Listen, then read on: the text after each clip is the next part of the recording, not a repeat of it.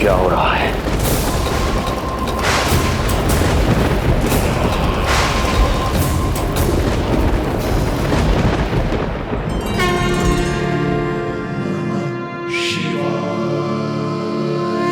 क्या हुआ प्रभु? आप अचानक इतने चिंतित क्यों हो गए? कृष्ण ने अपने पांव का अंगूठा अपने मुख में रख लिया है देवी। इसमें चिंतित होने की कोई बात नहीं है प्रभु। ऐसा तो हर बालक कभी ना कभी करता ही है।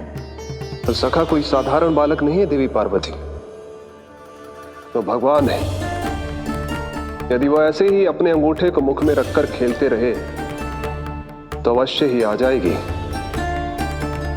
कौन आ जाएगी प्रभु? प्रलय आ जाएगी देवी, प्रलय आ जाएगी देवी। हे नारायण जी, क्या हो रहा है?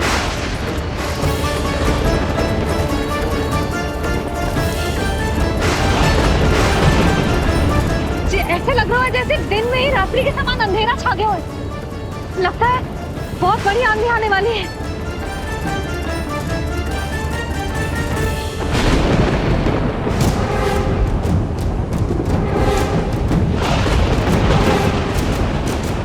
ये भीषण आंधी, ये मूसलाधार वर्षा, तुम दोनों ने ऋषि गर्ग के साथ मिलकर अवश्य कोई योजना बनाई है ना? बोलो बोलो, क्या है वो योजना? बोलो।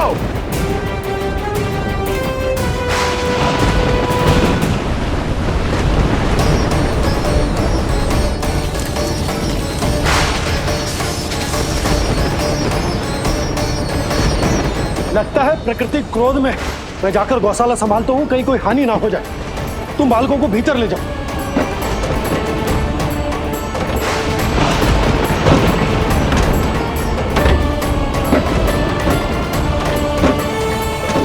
जी द्वार और झरोखे बंद करते हैं। हाँ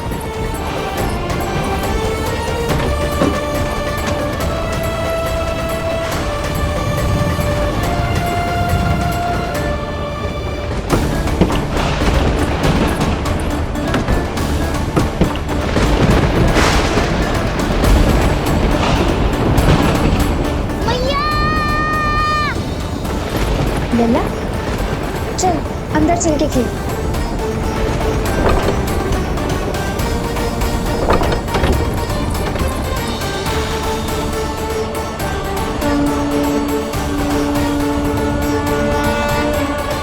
आपके सखा तो ध्यान निद्रा में चले गए हैं प्रभु। इनकी ये अंगूठा चूसने की सामान्य सी क्रिया का कितना घातक प्रभाव पड़ रहा है, इन्हें तो पता भी नहीं है। चाहे जानबूझकर की जाए या अनजाने में हो, सखा की हर लीला के पीछे कोई ना कोई उद्देश्य अवश्य छिपा होता है। पर ऐसा लगता है देवी जैसे उनकी इस लीला के पीछे एक नहीं अनेक उद्देश्य छिपे हैं।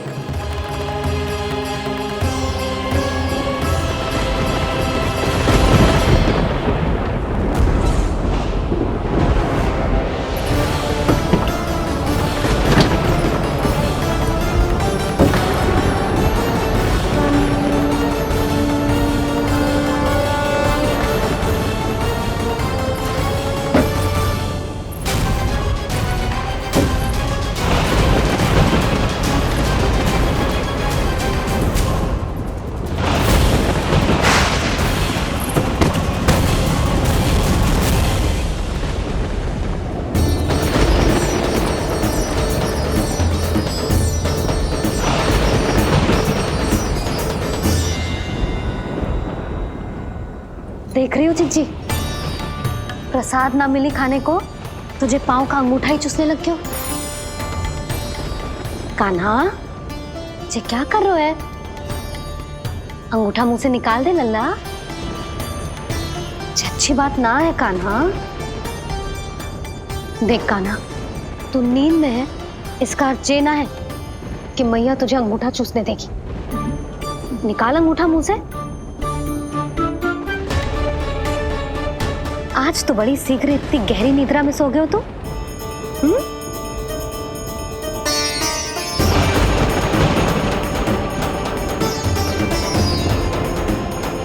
देख रही हो ना चिच्ची, अंगूठा मुंह से निकालने को तैयार ही ना है जी। ऐसा क्या आनंद मिल रहा है?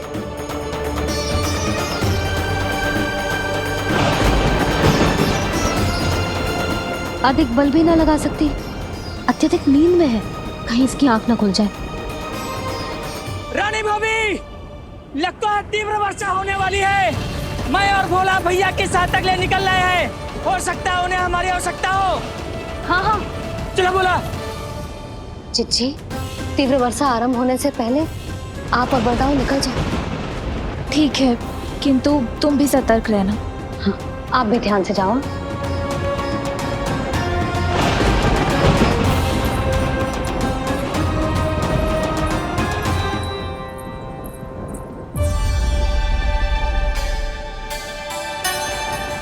हे नारायण, वस्त्र बाहर सूख रहे हैं और तेरे अन्नप्राशन वाले चावल भी रखे। भीतर करना होगा ना अच्छी चांद की भी।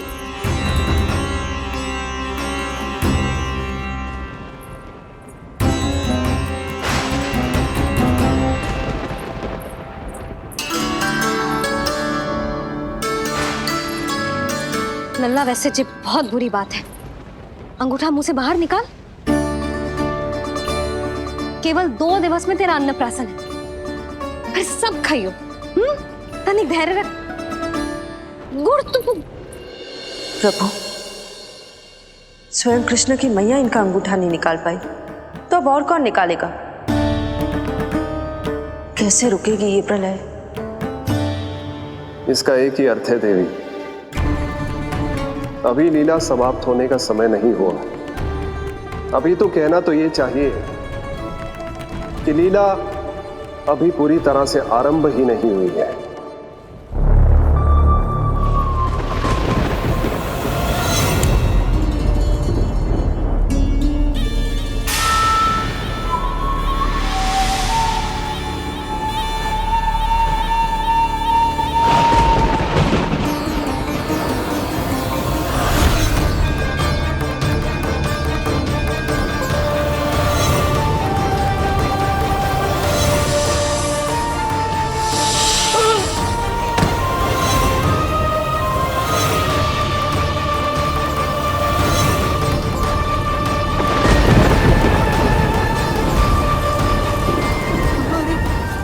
कंस ने प्रलय बुला ली। कंस ने प्रलय बुला ली।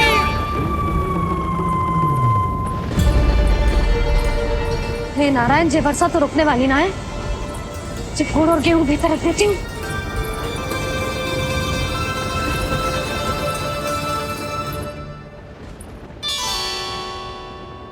जे देख रहे हो गुड़, जे तेरे अन्नप्राशन के पकवानों के लिए ही है। कैसे कैसे करके बचा के लाई हूँ, कुछ पता भी है तुझे? और तू है कि जे अंगूठा ही चूसे जा रहा है। हाँ नहीं तो। किंतु आज प्रलय भी आ जाए तो कंस की तलवार का वार रोकने में असमर्थ होगी। कंस के साथ विश्वासघात किया है, दंड तो मिलेगा। महाराज, वायुमंडल में अचानक आए इस परिवर्तन का हमसे कोई लेना देना नहीं है। हम तो बस अपनी संतानों के श्राद्ध के लिए जा रहे थे। मूर्ख हूं मैं, मूर्ख हूं मैं। कंस एक मूर्ख है, मूर्ख हूं मैं। अब अच्छी तरह जानता हूं मैं, श्राद्ध केवल एक बहाना है। किंतु सत्य यह है कि तुम और वो ऋषि गर्ग मिलकर मेरे विरुद्ध एक षड्यंत्र रच रहे हो, और ये तुम्हारी योजना है। भैया, ये आप क्या कह रहे हैं? कैसा षड्यंत्र, कैसी योजना?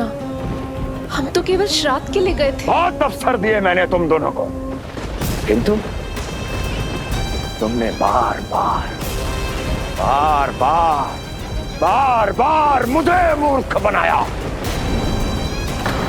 इसलिए अब मैं अवसर दूंगा अपनी इस तलवार को।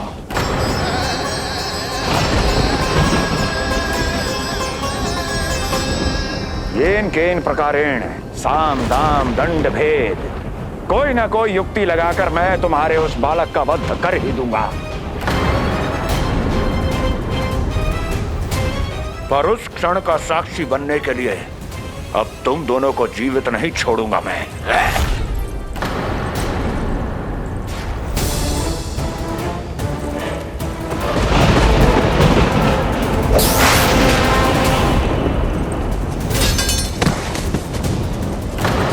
स्वामी,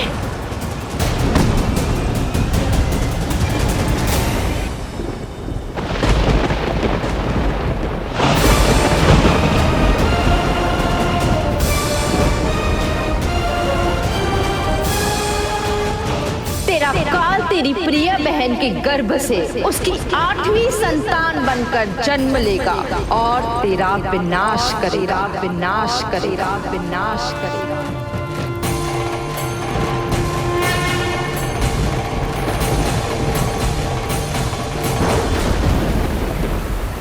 प्रलय आने वाली है, प्रलय आने वाली है, प्रलय आने वाली है।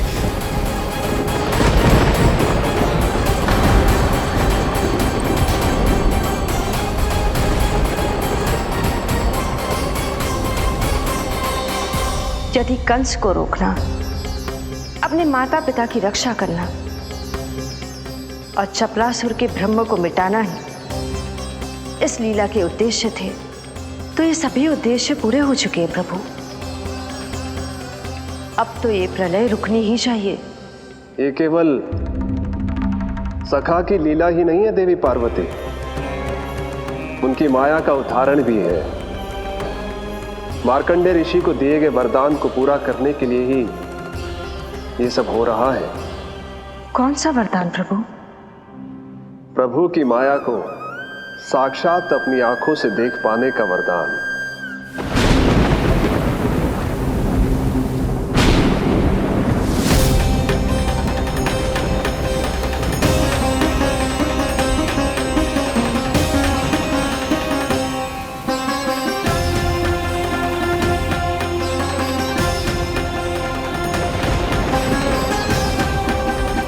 हे नारायण, क्या ये प्रलय है? क्या संसार समाप्त हो रहा है? तो फिर मुझे मिले इस जीवन का क्या अर्थ है?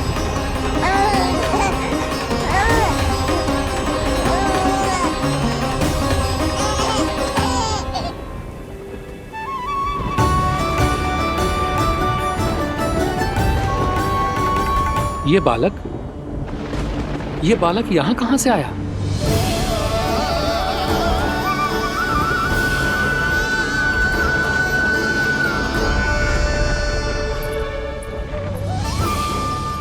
सोते हुए कितना निर्दोष लगता है जी।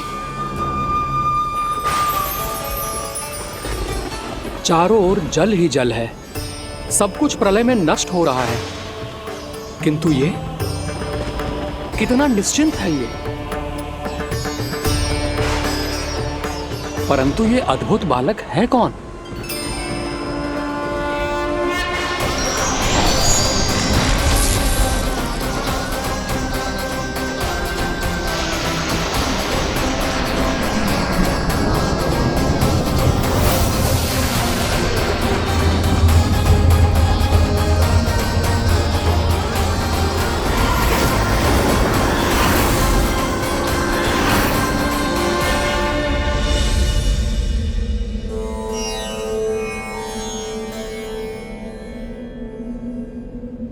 जिन घने काले बादलों ने आकाश को घेरा हुआ था, कहां गए वो?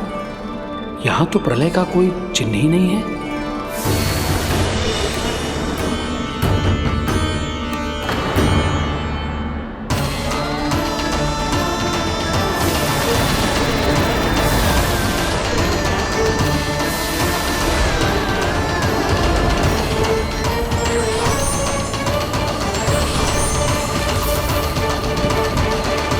ये आप ही की माया थी ना प्रभु?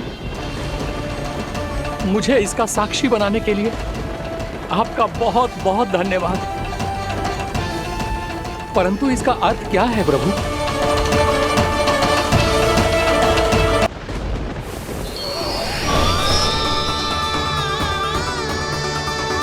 प्रभु,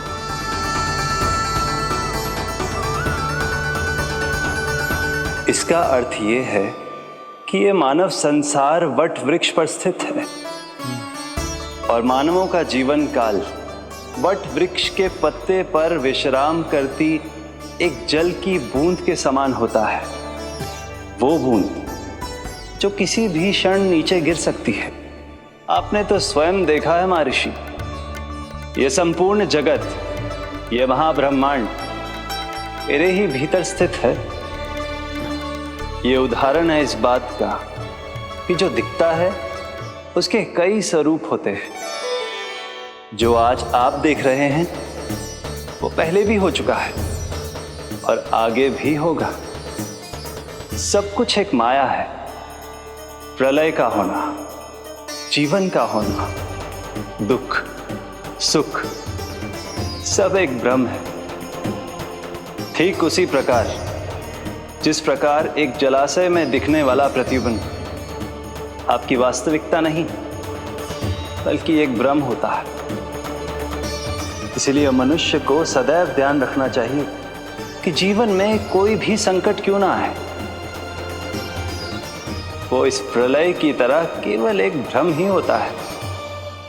ऐसे समय में जो संकट के सामने झुक जाते हैं या अधर्म का साथ देते हैं, वह स्वयं को उस भ्रम रूपी प्रलय में डुबोकर नष्ट कर लेते हैं।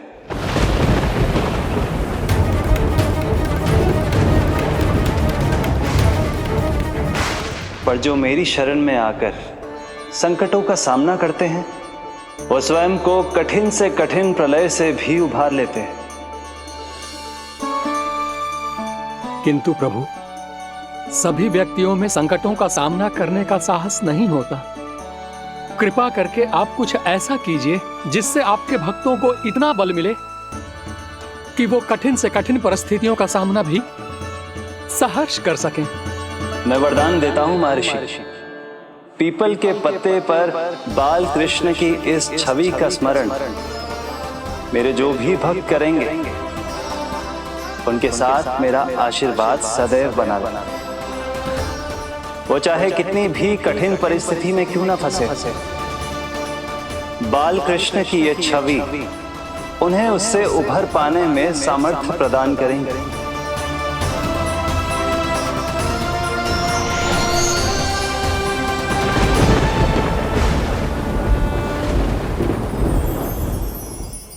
अद्भुत। तो ये कोई साधारण लीला या भ्रम नहीं था, मानव मात्र को नारायण से मिला वरदान था ये। पर अब क्या होगा प्रभु? कैसे रुकेगी ये प्रलय?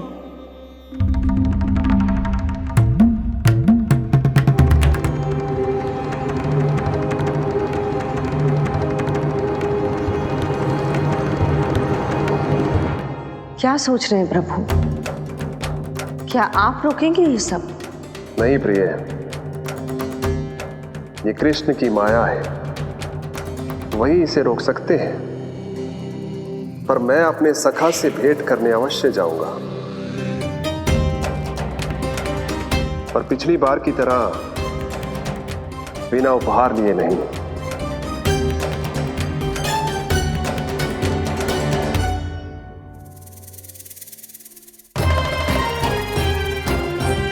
उपहार?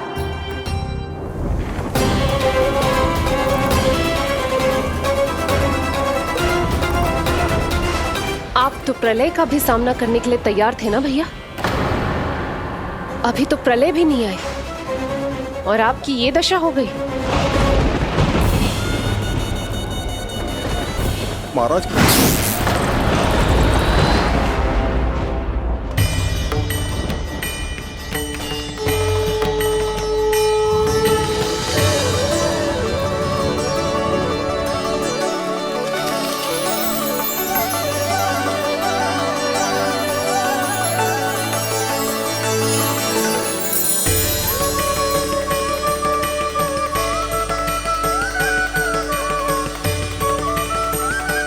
महादेव, आप उपहार में ये निष्प्राण वस्तु देंगे अपने सखा को? सही पहचाना देवी, पर उपहार देने से पहले इसे आकार दूंगा मैं, क्योंकि प्राण तो इसमें बाल कृष्ण ही भरेंगे।